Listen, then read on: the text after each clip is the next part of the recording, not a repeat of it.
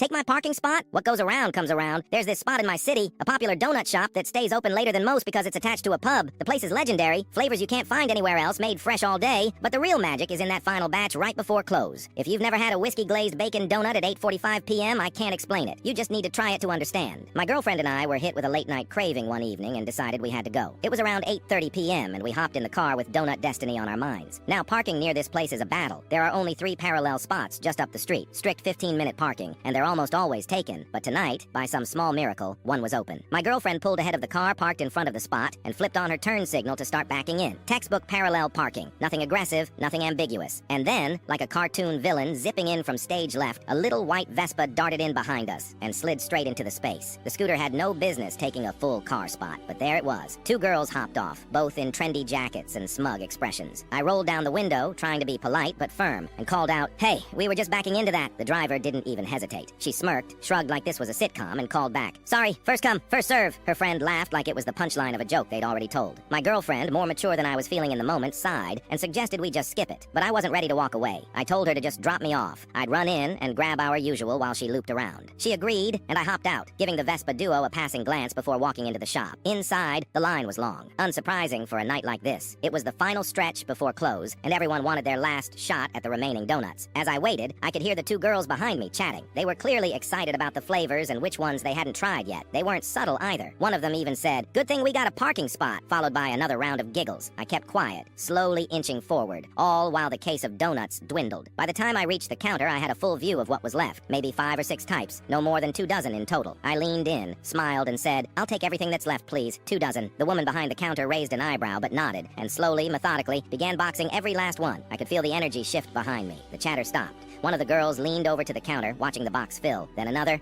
their faces twisted slowly from confusion to panic. Finally, the driver broke. "Wait, are you really not going to save any for us?" she asked the baker. I turned around just as the final maple bar hit the box and said, "Sorry, first come, first serve." I wish I could properly describe her expression. It was like watching someone put together the pieces of a twist ending they never saw coming. Equal parts betrayal, disbelief, and a touch of regret. Her eyes widened, her jaw dropped, and for a split second I think she genuinely reconsidered every decision she had made that day, including the moment she zipped into that spot. I walked out with my boxes of sweet, sugary vengeance, hopped back into the car with my girlfriend, and handed her a warm donut. She raised an eyebrow but didn't ask questions. We drove home in silence, the kind of satisfied silence that only comes after justice has been served with a side of Bavarian cream. The next morning, I brought the rest to my office. Watching my coworkers tear into that box like a pack of wolves made it all the sweeter. Best donuts I've ever had, hands down.